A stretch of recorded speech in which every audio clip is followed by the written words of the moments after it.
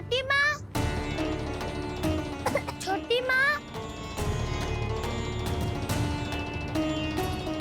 बलराम, क्या होगा लल्ला? सब ठीक तो है ना? छोटी माँ, वो क्या होगा लल्ला, बता। छोटी माँ, आपने कहा था ना कि ये यदि मिट्टी खाए तो मैं आपको बताऊं।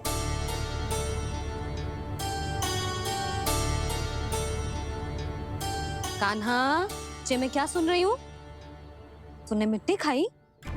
मैया मिट्टी के बारे में पूछ रही है, पर मैंने तो भू देवी का शुद्ध प्रसाद खाया है।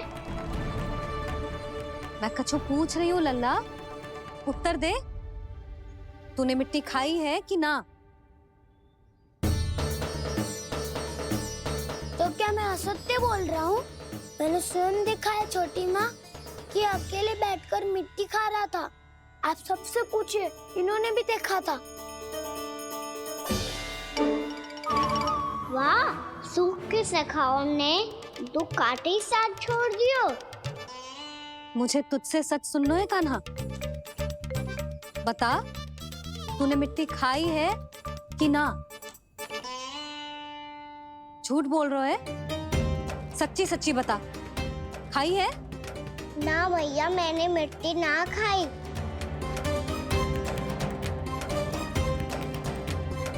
इधर आ।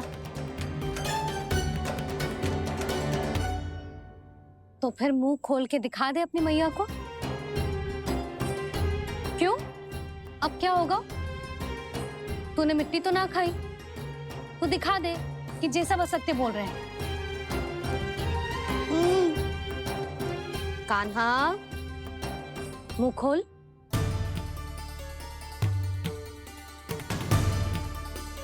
मुंह खोल लल्ला, मुंह खोल के दिखा। दिखा मैया को। आ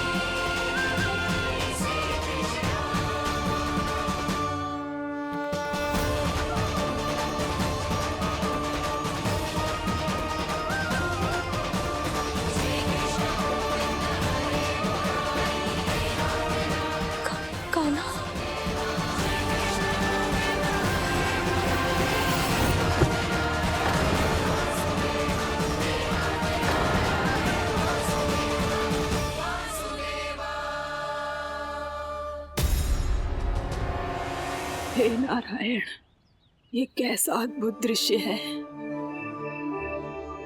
कान्हा के मुंह में संपूर्ण ब्रह्मांड, पर इसका अर्थ क्या है? नारायण की इच्छा क्या है? क्यों दिखाया उन्होंने मुझे ये सब? क्या बताना चाहते हैं मुझे वो ये सब? कुछ ना कुछ कारण तो अवश्य है। लगता है मुझे मेरे इन प्रश्नों का उत्तर मेरे कान्हा के पास जाके ही मिलेगा।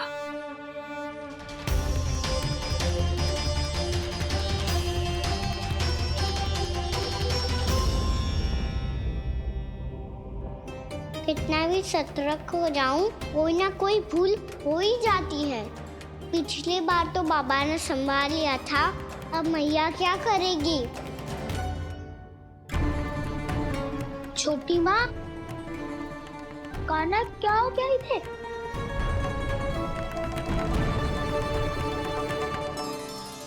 मैया,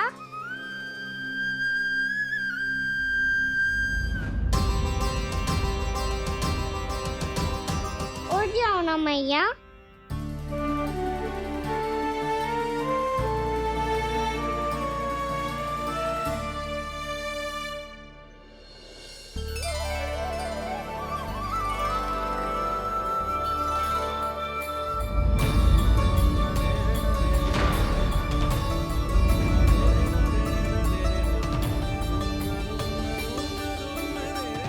मैया,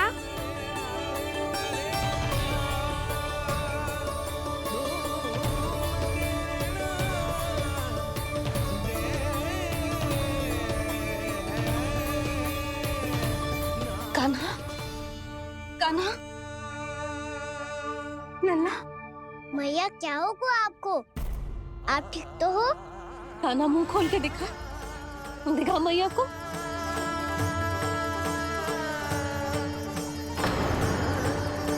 इसमें तो बस मिट्टी है, तो जो मैंने देखा वो क्या था? स्वप्न था मेरा या कोई भ्रम हुआ था? हाँ लल्ला, इससे पहले कि मैया मेरे सत्य समझ जाए, मुझे स्थिति को संभालना होगा। मुझे क्षमा कर दो मैया, आपको दुखी करो मैंने, पर मैं सच्ची कह रहा था, मैं मिट्टी ना खाई, बस तू देवी का प्रसाद ही खाया था। आप कहोगे तो आगे से ना खाऊंगा, सच्ची।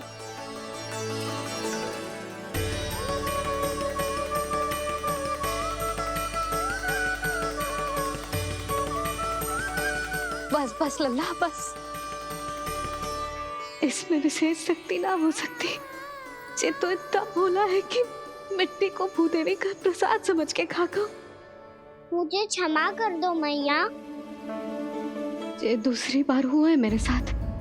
क्या मैं बावली हो गई हूँ? ना ना, मैं तो पूरी तरह ठीक हूँ। फिर क्या कारण हो सकता है इसका? अरे प्रसाद का समय हो गया है और मैंने अभी तक कुछ बनाओ भी ना है। आज फिर से गुड़ ही चढ़ाना पड़ेगा। मैं आए दिन भोग में गुड़ चढ़ा रही हूँ, अवश्य ही इसीलिए मिट्टी को गुड़ का प्रसाद समझकर खा गो मेरा कान्हा।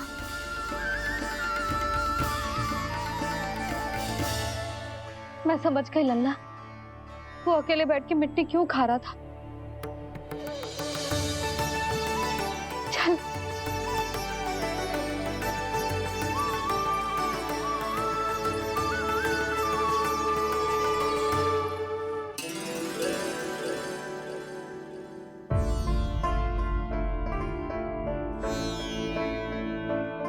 मुझे क्षमा कर दो प्रभु। अपनी ममता में लल्ला की आवश्यकता को सबसे अधिक महत्व दे रही थी मैं। इसी कारण से आपकी भक्ति में भूल चूक हो गई। पर आप तो साक्षी हो, मेरे मन के भीतर आपकी श्रद्धा और भक्ति में कुछ कमी ना है। पर हाँ, कर्म कांड और विधि विधान में ऊंच नीच है तो अनुचित ही। पर आज जो मैंने देखो है ना, उसने मुझे मेरी भूल का आभास करा दियो है नारायण। मैया, चुपचाप हाथ जोड़ करके पूजा कर।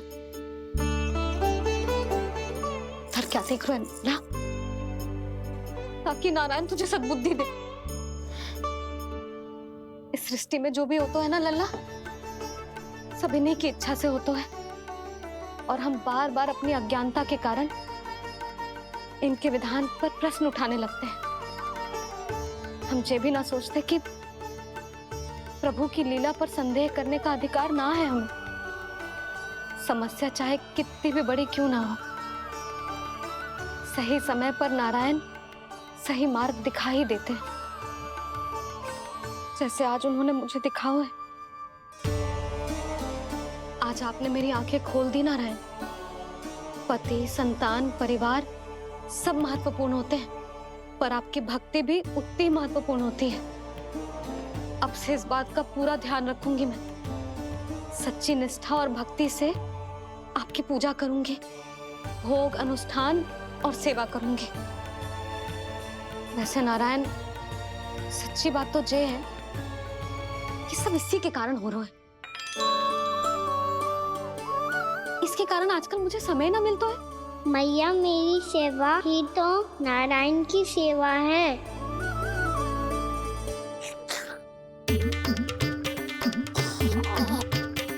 मुस्कुरा क्यों रहे रे?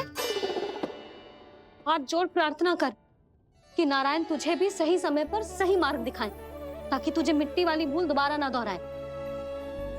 हाथ जोड़। आपको मुझे भी सही मार्ग दिखाना होगा प्रभु। एक और मेरी प्रजा है तो दूसरी ओर मेरा लल्ला। मैं किसका हित साधूं? किसी एक का त्याग कैसे कर दूं मैं?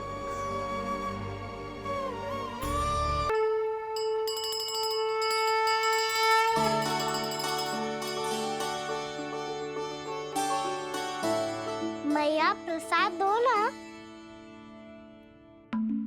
क्यों? मिट्टी ना खानी? नहीं। लल्ला, आज के बाद मिट्टी को गुड़ समझने की भूल मती करियो। समझ आई?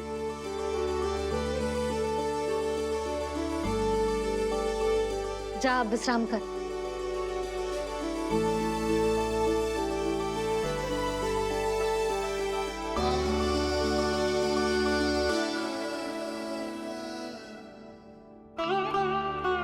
आप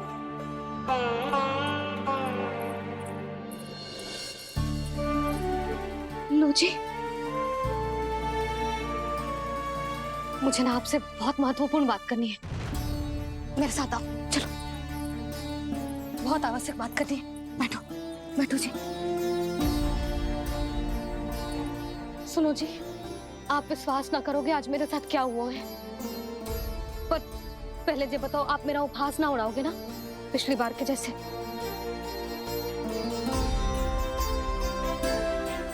मैंने ना कान्हा के मुंह में फिर से ब्रह्मांड देखो है।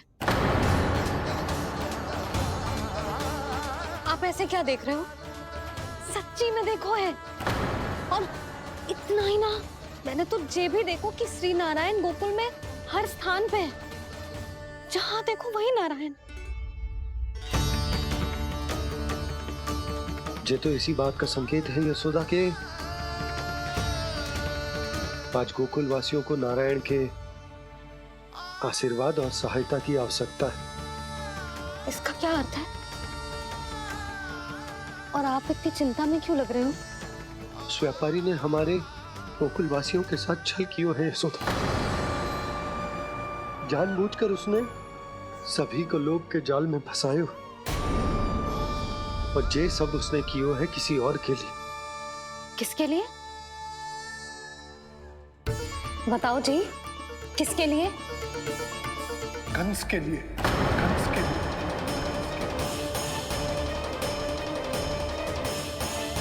उसे कंस नहीं भेजा था यहाँ।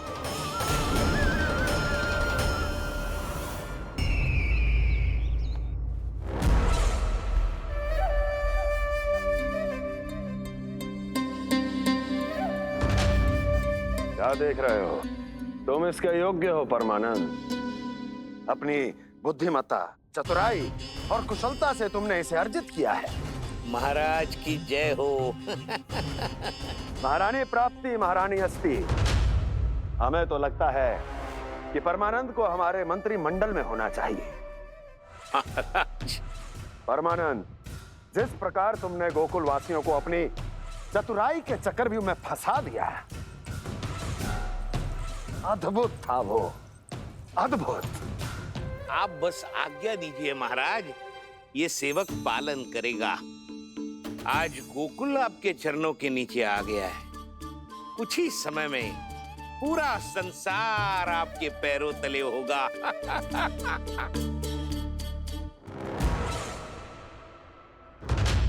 आपको सच में लगता है महाराज कि गोकुलवासी अपने वचन का पालन करेंगे और जीवन भर अपना दूध, दही, घी और माखन हमें निःशुल्क देते रहेंगे? भोले हैं वो, भक्त हैं, और यही उनकी सबसे बड़ी दुर्बलता है। और यही दुर्बलता उन्हें विवश कर देगी।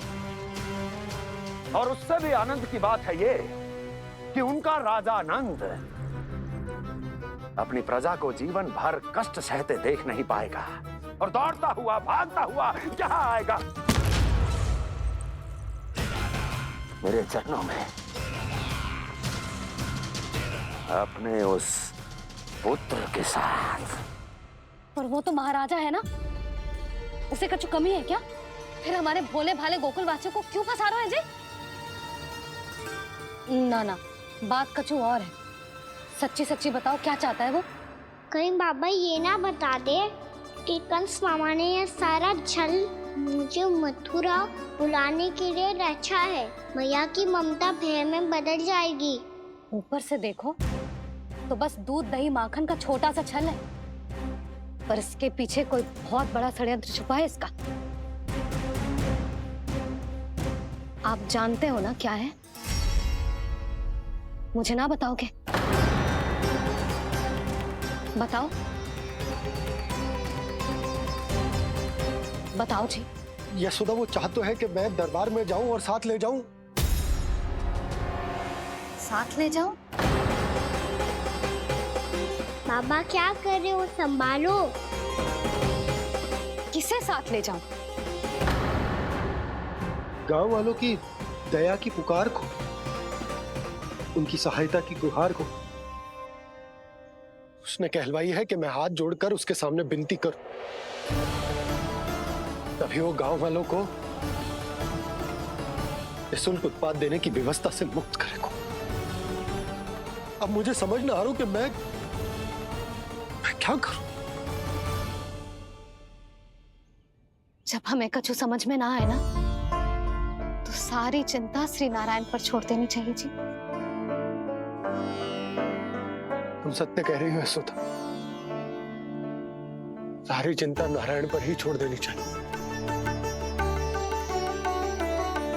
अब वही मार्ग दिखाएंगे।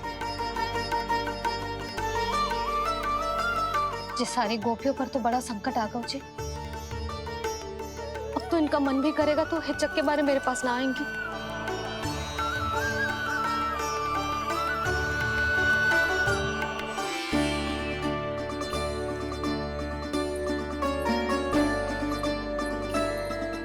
बाबा तो पूरी तरह भूल गए हैं प्रभु, ये सच में आप कौन हैं?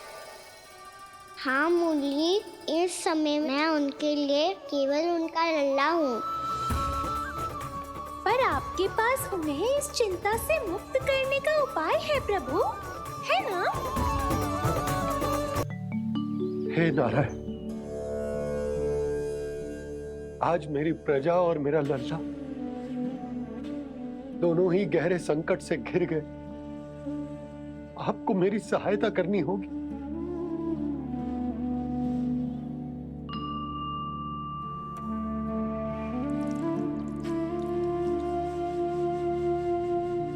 प्रभु, पिता होने का कर्तव्य मुझे एक दिशा में धकेल रो है तो राजा होने का उत्तरदायित्व वो मुझे दूसरी दिशा में खींच रो।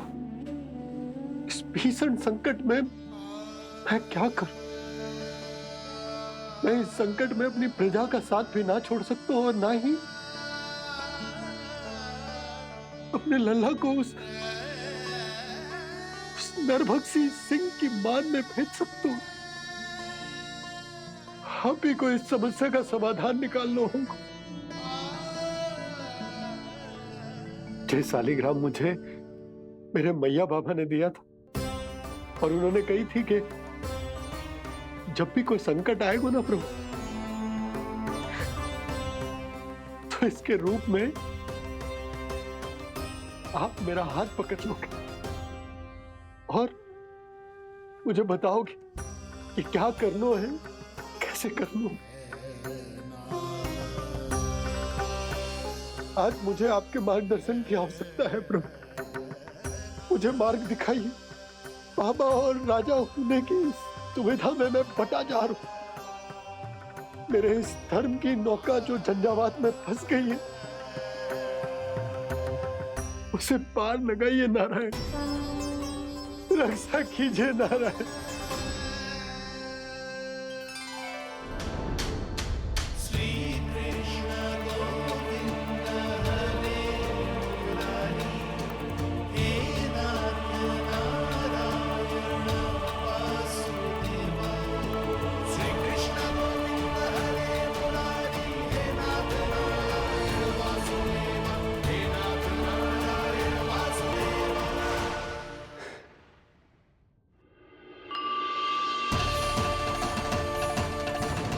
शालिग्राम यहीं तो रखा था मैंने, कहाँ गिर गया, कहाँ चला गया? मैंने तो यहीं रखो तो।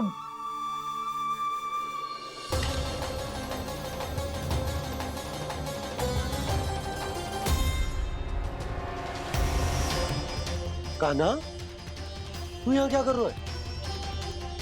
शालिग्राम देखो तूने?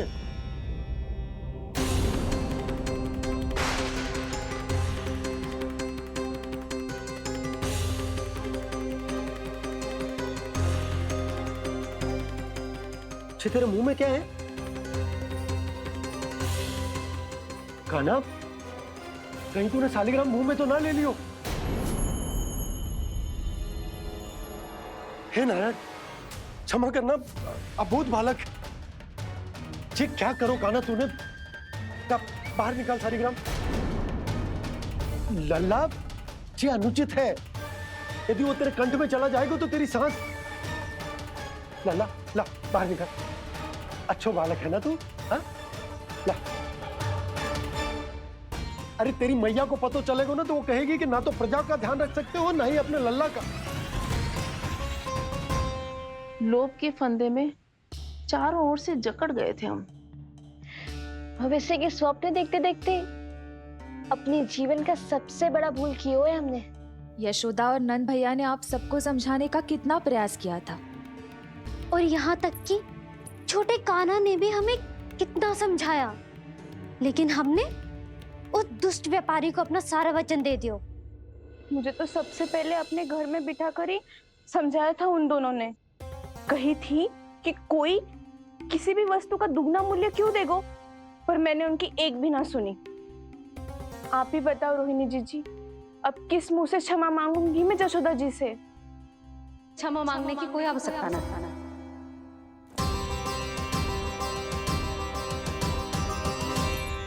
महत्वपूर्ण बात तो ये है कि तुम सबको अपनी भूल का आभास होगा और उसका पछतावा भी।